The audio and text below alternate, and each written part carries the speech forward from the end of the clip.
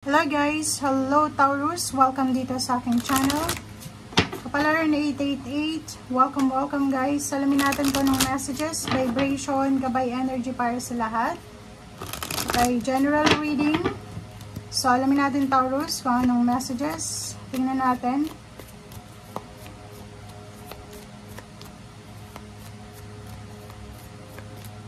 Okay, first card is standing firm. So kahit na panoorin mo Taurus lahat ng zodiac signs, lahat ng message ngayon or lahat ng zodiac signs, Pisces, Scorpio, Cancer, fire sign, Leo, ganyan, lahat sila mayroong standing firm. So kasama ko doon. Okay, Taurus? So nakikita ko sa'yo dito, panoorin mo din yung Virgo and then Capricorn. Same sign din kayo, so pwedeng resonated ka doon. So nakikita ko sa'yo dito, Taurus, na siguro marami kang napagdaanan na problema, hirap, mga pasakit sa buhay, napaka-painful ng past mo siguro, marami kang napagdaanan, and nakikita ko sir dito na you're standing firm, you're standing strong, you're standing stable, parang ganon, you're brave. Nakikita ko sir dito na marami kang dala-dala, baon-baon na lessons in life patungo doon sa posisyon na gusto mo. Okay, so nakikita ko ang dami-dami mong mga plano sa buhay. Marami kang plano. Marami kang plano sa buhay na posibleng mangyayari siya. Ay nakikita ko sa'yo dito, marami kang pinagdaanan. Hindi lang isa na pagsubok yung pinagdaanan mo, marami kang pinagdaanan na paghihirap. Pain, sobrang painful ng nakaraan mo. Mga siguro last year, few years ago, nawala ng relationship, family members, loved ones, trabaho, parang ganun. So, next is launching your journey. So, nakikita ko sa'yo dito, you're ready sa next move mo or next journey or next action or movement forward siya. So, nakikita ko sa'yo dito, pwedeng merong Taurus na naghahanda para sa mga papeles na kailangan nila, pwedeng naghahanda para sa travel, naghahanda para sa opening of business, naghahanda sila. So, comment down below if you're resonated. So, kung ano man to na inihahanda mo.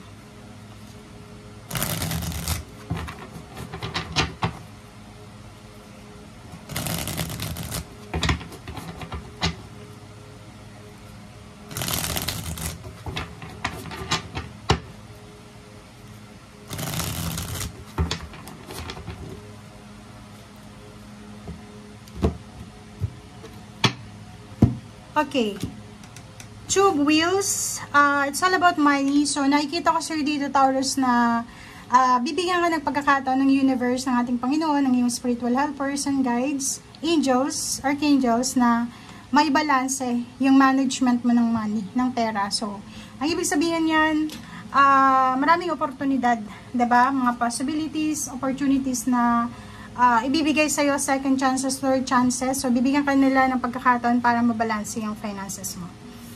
Six of Cups, nakikita ko may mga past issues, positive or negative, past relationship, past connection na posibleng babalik sa'yo. Or pwedeng maraming mga nangyari sa nakaraan na posibleng babalik sa'yo. Okay? Four of Wheels. Four of Wheels, nakikita ko sa'yo dito na savings. Nakikita ko na may iba sa inyo na magsisimula sa linggong ito para mag-save ng money. So, pwedeng marami kayong mga ideya, bagong ideyas para mag-save ng money. Marami kayong anong tawag dyan? Yung ways, diba? Yung parang manifestation or nag-a-affirm kayo, parang ganun, Taurus. So, paki-comment sa comment section. Basta yung focus mo this week is yung makapag-save ka ng pera, may ayos mo yung pera, yung balanse. Okay? Seven of Wheels is all about yung harvest. So, nakikita ko sir dito na may hinihintay ka Taurus na financial harvest or financial result, fruits of your labor, ang posibleng darating sa'yo. So, pagigihan mo, kung ano yung ginagawa mo sa ngayon, kung ano yung itinatanim mong binhe, kung ano yung tinatanim mong energy, or kung ano man yan na pinagpapaguran mo sa ngayon, expect mo na matatanggap mo yung recognition, awards, rewards niyan after. Ten of Wheels, it's all about money, financial success, financial completion. So, nakikita ko na simula sa linggong ito, makakatanggap ka ng financial favor from God, from the universe.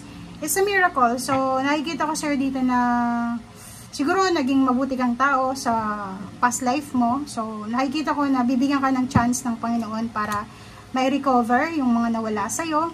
Ace of Wheels and Ace of Wands. So, nakikita ko sir dito. Okay, Ace of Wheels and Ace of Wands. Nakikita ko sir dito na meron dito sa inyo na exciting na entrance, opening ng money. Sobrang exciting. Sobrang napakaganda tong opening, okay?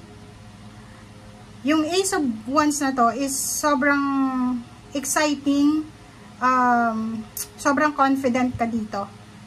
Okay, so ibig sabihin may parating na relationship, may parating na financial success, offer ng job, stability sa pera, and then sa relationship with someone or sa kung ano pa man. Kasal, pwedeng may mga plano tungkol sa kasal, pag nenegosyo, pakikipag-collaborate yun, pagbe-business partner. Nakikita ko ang daming balita. So this week, maraming kwento, maraming balita, maraming information ang posibleng darating. Okay?